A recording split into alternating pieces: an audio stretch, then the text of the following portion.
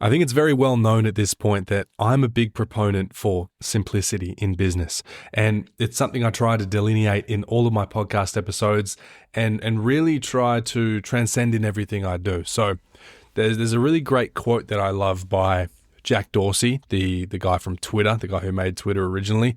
And it's make every detail perfect and limit the number of details to perfect, right? Instead of trying to make absolutely everything you have in front of you perfect, make every detail perfect that matters and take away the number of details off the table. So limit the number of absolute details. And there's also another quote by, I can never pronounce that guy's name, but it's similar. It's perfection is attained not when there is nothing more to add, but when there is nothing more to take away. And so we have a big intrinsic benefit as cleaning business owners in a small business to really shine and do better than a lot of these big companies. When we think about other industries, if you want to go and compete in the construction business, or if you want to compete in the e-commerce game, really, really tough to compete with a lot of big businesses. Whereas in a cleaning business context, it's actually a lot easier for smaller businesses to compete on a similar level.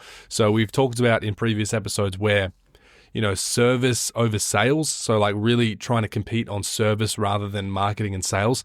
But there is also a really big intrinsic value in taking more off the table in terms of just bloat within the business. Even if we just look at a website, if I look at 99% of cleaning business websites out there today, there is a truckload, an absolute mountain load of unnecessary bloat within that website that if I took it away would make massive, massive differences in their conversion and their bottom line tomorrow. And it goes back to that quote, make every detail perfect and limit the number of details. A prime example of this is my own cleaning business. And I try to use my own business as an example that I can kind of relate back to, because obviously it is my own business and this is a podcast where I'm talking, so I will talk from my own experiences. But yeah, in my cleaning business, I used to have a very, very complicated customer journey, used to have a very complex service offering that was hard to deconstruct and understand at a first glance. So like we used to have, I say we, it was just me at the time, I used to have 5 different packages. I would offer 10 different services. And so there was just this element of confusion, and it would make customers disoriented when they went to my website and they didn't really know how to book the service that they wanted. Even though in theory, you lay everything out in front of them and you give them every possible option, a lot of people will just get overwhelmed and they get like paralysis by analysis. There's too many things they can pick from. And, things are dressed up in fancy names and different like package names. Like people have deluxe packages. They've got their silver, gold, platinum packages and all that stuff. It just confuses people. It adds bloat to the customer journey and the whole sales process, and it creates friction, which in turn creates constraints in that buying funnel. So it's also like, it's similar to when I go eat at literally any Asian restaurant. For some reason, Asian restaurants have 600 things on the menu. If I go and eat at a Chinese place, there's like literally hundreds of things on the menu. And you would think that makes it easier for people to make a decision. It doesn't.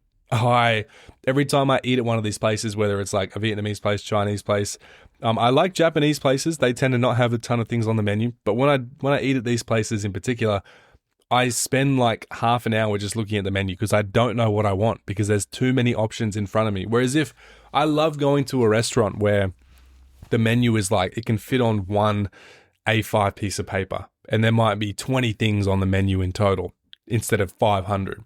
Makes it a lot easier for me to make a decision. And it's like counterintuitive in a way. Like you would expect a customer to be more satisfied and have a better experience if they have every possible option in front of them, rather than just having a very limited select number of things to choose from. But it's actually the opposite. And the same principle and the same concept can be applied to a cleaning business. You don't want to give customers every possible option. Yes, sure, you may be able to do all these things, but you shouldn't put that out there into the world. You don't want to tell customers that you can do this, this, and that. You want to give them a very clear service offering. And so in my own business, I realized this early on. I realized that it was confusing. I realized that the majority of customers were going for one service anyway. And so why bother having 20 different things on offer when, 80 or 90% of people just go for this one thing? And so I ranged down my service offering to just advertise one simple service. It was a 101 point cleaning checklist.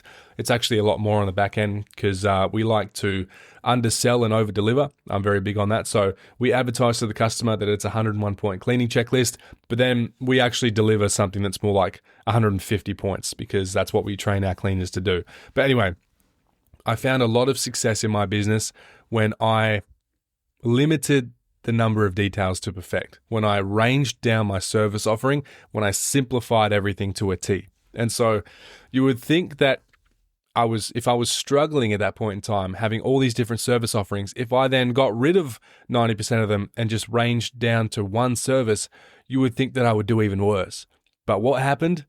As history shows, my business exploded.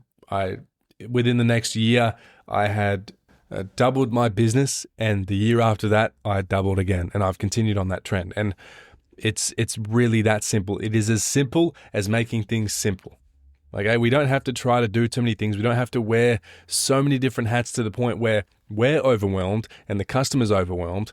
But there is actually a big intrinsic benefit for us as a small business where we can't do a ton of different things, and we can't do as many things as we want to, and we can't do things perfectly because a lot of the time it's just you. And so you don't have the benefit of having a massive marketing team behind you or a massive operations team and management. You can only focus on a few certain things and really harness all of your energy and your focus into that one thing or that certain select set of things and make it good. And so you have a massive benefit there in just making things simple.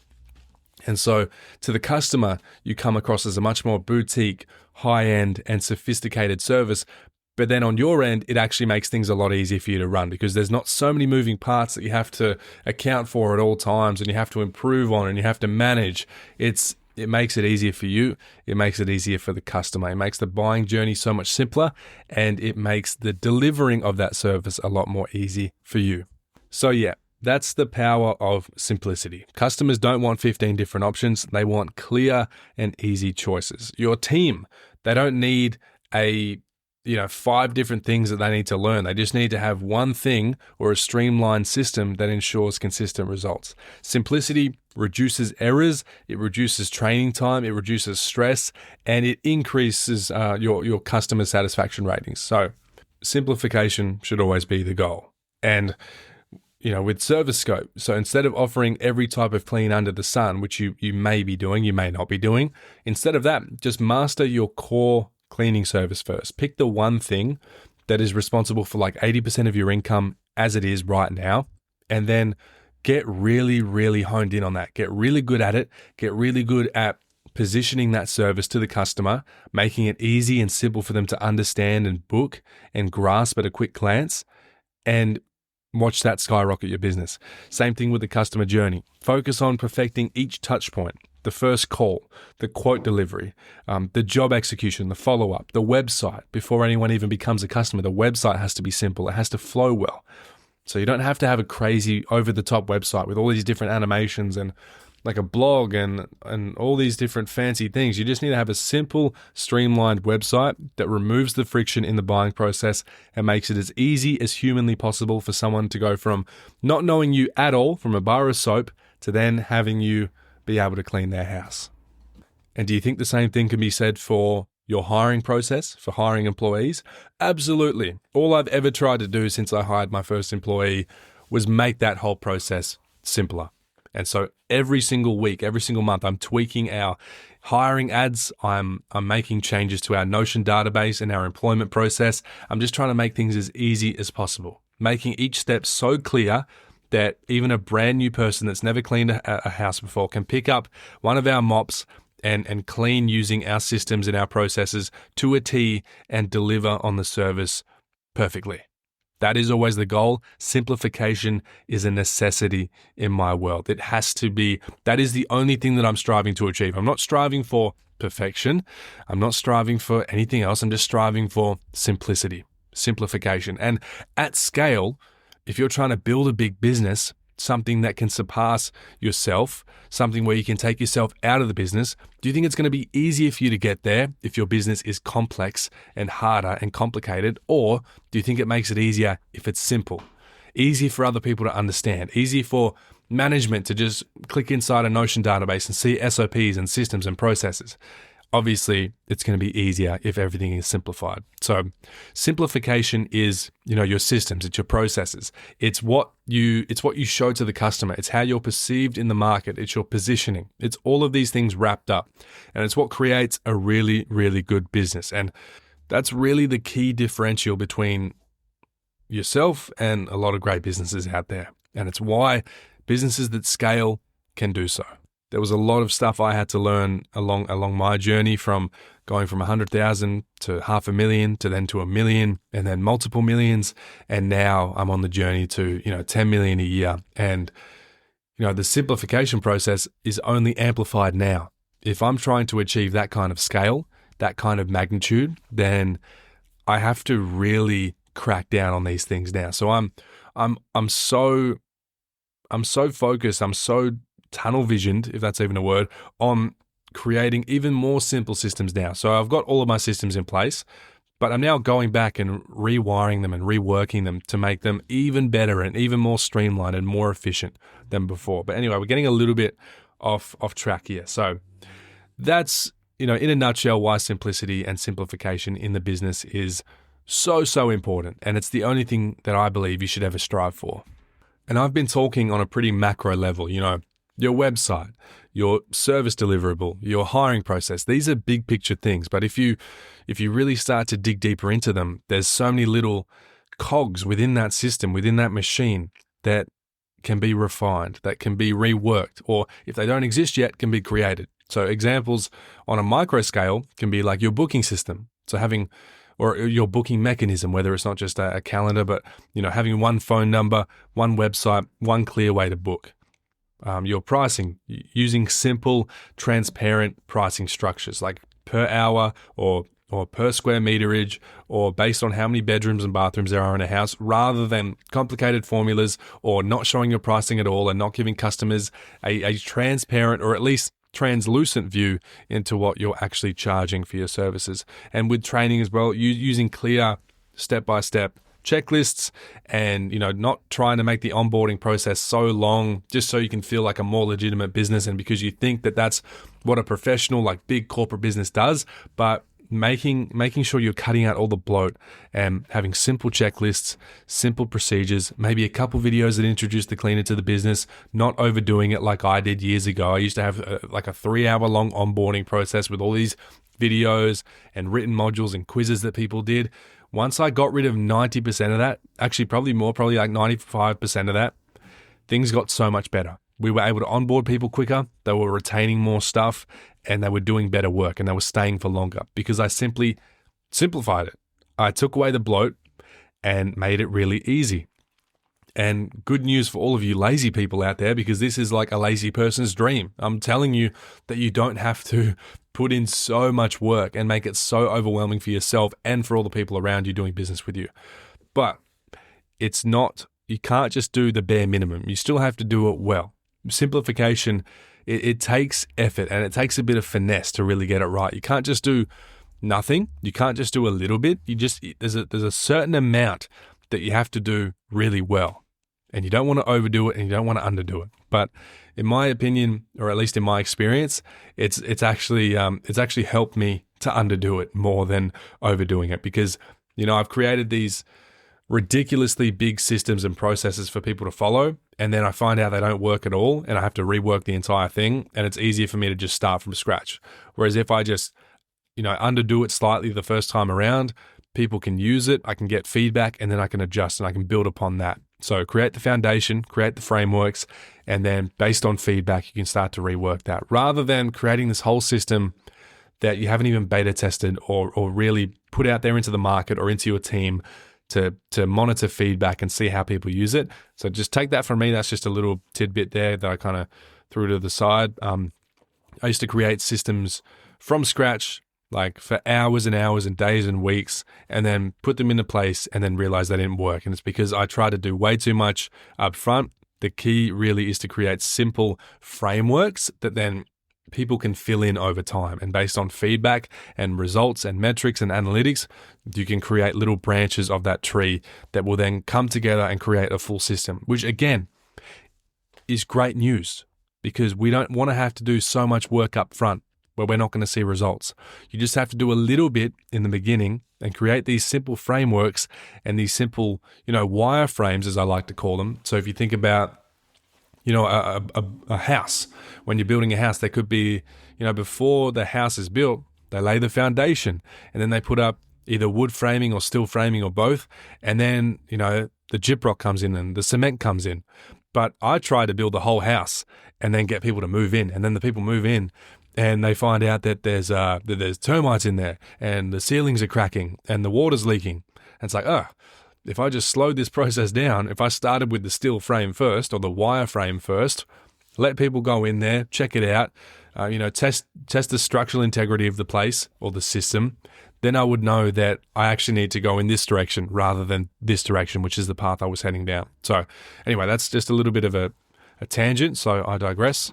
But essentially, every extra thing in your business that isn't entirely necessary, like if you do an audit of your business right now, your website, your service, even your cleaning kit, looking in your cleaning kit and like all these different sprays and brushes and things that you probably don't need, like do an audit of your entire business. And really, if it's something physical, like in your cleaning kit, pick it up, hold it, look at it and think, do I really need this thing? It's like I think it's like the Japanese or the Korean way of decluttering your house. Like pick up something in your house, hold it in your hands and really think about what purpose this thing serves in your house, what value it has. And if you can't justify keeping it, you throw it out.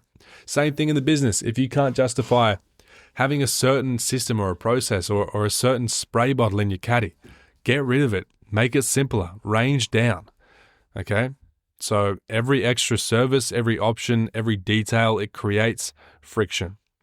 Too many details makes it harder to train staff. There's more customer misunderstandings, which creates a bit of a barrier and a rift in your communication and expectations. And it also means there's more time wasted fixing mistakes. Like complexity kills scalability. If you have to micromanage, you can't grow. That's what I was trying to get at before. With simplification, with a simplistic business, you are able to scale. You don't have to micromanage everyone and everything in the business because it is so simple that a monkey can be thrown in and go at the helm of that system or that division of the business and make it work. I've got $5 an hour Filipino virtual assistants that practically run my whole business. I've got 3 now. And they can do that because my business processes are so simple and easy to deconstruct and understand and implement and carry out that I would trust anyone to do it.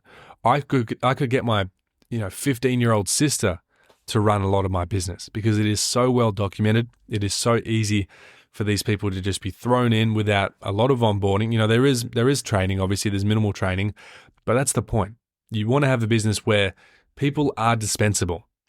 And the key to having dispensable roles in a business is by having great systems and great frameworks and great foundations for these people to act in. But if you don't have people in your business, the same thing can be said about literally anything else. Your website, your cleaning caddy, your car, like the boot of your car. Can you simplify how your boot looks and how you carry everything in it? Can you simplify your website? Can you simplify your Facebook page? All of these different things. I'm just trying to get the wheels in your head moving. I'm trying to get you thinking about this. That's my only goal. It's my only wish with these podcasts. I just want to ignite a thought or ignite an idea or inspire you with something that you can take away. So yeah, I'm a big proponent for simplicity. I think a lot of people are very, very aware of that by now. It's something that I harp on about relentlessly, and hopefully now you kind of better understand why, and you don't think I'm just some absolute maniac that belongs in the mental ward. But anyway, it's all about perspective, especially when it comes to customers. Customers don't judge you by how many services you offer. They judge you by how consistently you deliver the basics. So I always talk about positioning as well. Positioning comes from a place of simplicity as well. You want to have a simple business that can be positioned in such a way that is easy for people to perceive and to understand. You want to be positioned as high class, superior to everything else in the market, and, good at what you do. And the way you get good at doing something is by getting really good at doing something. Not some things, not a lot of things, but one thing. And then your point of view and your whole paradigm about business will change as well once you start to do this, because when you focus on fewer things, you make better margins, you create repeatable systems, and you free up mental bandwidth so you can actually think and unpack the thoughts that you're having and grow your business and have new ideas and have the mental capacity and the energy to keep moving forward. So it's easier to scale one perfected system than 10 half-baked ones. There was this thing, I was listening to a podcast with Alex Hormozy, and he talked about there was like this pottery class, and there were two different classes. One class, they spent the entire semester trying to make one pot, like trying to make one really good pot. And the other class, they spent the whole semester making different pots every week or every day. And you would think, based on the trajectory of this episode, that the class that just made one pot and spent the entire semester making that one pot, they did better than the class that made a ton of different pots and tried something new every day. But it was actually the opposite. The class that tried to make, 100 different pots or however many it was, ended up making much better pots than the class that just focused on perfecting one pot. Does that make sense?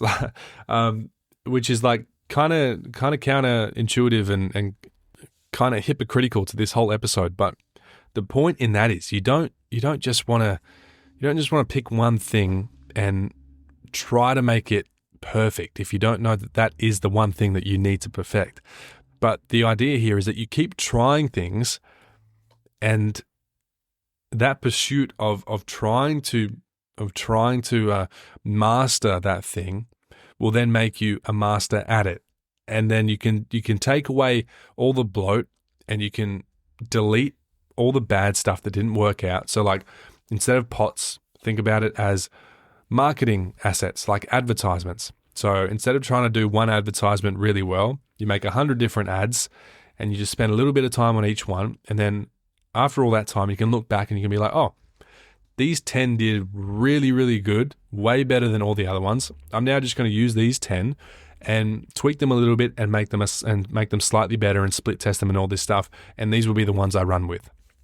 That's kind of my approach to building things out and building systems and building ads, is that I try a lot of different things now, rather than spending all this time creating one thing that I think is going to be good. Like back in the day when I created this like 3-hour long onboarding process for new cleaners, rather than trying to do that, rather than trying to build the perfect pot over a whole year, I'm building lots of different pots all the time, and I'm testing them. I'm testing the strength of them, the feel of them, the function of them. And then based on the feedback I get, I'm able to then make the perfect pot. Okay. So that was like, I hope that made sense. That kind of popped into my head while I was talking, and I thought I'd put that out there because maybe it helps put things into perspective a little bit. But yeah, simplification. That's the overarching theme today. It is the overarching thing in my business. It is what I try to do throughout my life. It's what makes everything easier for me personally. Making podcasts, I try to simplify my podcast process. I have a few notes. I have like one topic that I talk about in every episode. I don't complicate things. I use one software. I upload my audio file once a week. I have a process that mixes and masters the audio for me. I don't have to do anything besides press record and then press stop. I simplify my food, my dieting. I simplify that. Like everything in my life is so simplified, and it allows me to live frictionlessly. It allows me to live autonomously. And in the business, it allows me to do the exact same thing. It allows me to take myself out. I can travel whenever I want to. I don't have to stress about if there's going to be a business when I return. I know that based on the systems I have now and based on the past history of the business, that I can leave, and when I come back, the business will have grown without me. And you can't do that without simplified systems, without simplified processes, and without people that have a good understanding of those systems and those processes. And you can only achieve that by simplifying and streamlining. So remember that quote from Jack Dorsey, make every detail perfect and limit the number of details. And sometimes true mastery is about removal and deletion rather than addition. Rather than trying to add things to the business, you want to remove things. ADD principle, automate, delegate, delete. There's no addition. It's not addition, delegation, and deletion. It's automate, delegate, delete. It doesn't tell you to add new things. It tells you to remove. And it's because every great business out there has simplified to the point that allows them to scale into the moon and to the point where all of us know about them now. Okay, all the small businesses out there, all the mom and pop shops, they are not simplified, they're not systemized, and for that reason, they will never be able to sell. Most people only own a job, they do not own a business, and that is the common thread and the common denominator here. So for us cleaning business owners, this means to stop chasing more and refine what you already have, but also don't get too bogged down on one particular system or one process and try to make that perfect if you don't even know that is the one thing that you need to make perfect, like the pot analogy. So don't make the mistake I did and make this stupidly long process that people get lost halfway through and they don't comprehend anything and they don't retain anything. Make a bunch of different pots, make them really cheaply, really simply, really quickly, and then based on feedback and results and analytics, then you can make the perfect system or the perfect pot. And yeah, success is not about doing everything. It's about doing the right few things extremely well. I might say that one more time. Success is not about doing everything. It's about doing the right few things extremely well. So that's it for today. Don't really have any specific frameworks or exercises for you other than just, do an audit of your whole business as it is right now. Look at your website, look at your systems, look at your marketing, look at the boot of your car, look at the cleaning caddy that you have, look at your hiring process, look at your service offering, and do an audit. Hold everything in your hand, or, metaphorically speaking, hold every system and every ad and every service that you have in your hand. Look at it and be like, is this serving me right now? Does this really hold a place in my home or in my business? Do I need to have this service, or should I be focusing my time, money, effort, and energy elsewhere? Okay, so do that exercise. And with that being said, hope you're having a great week. Keep crushing it, and I'll see you next time.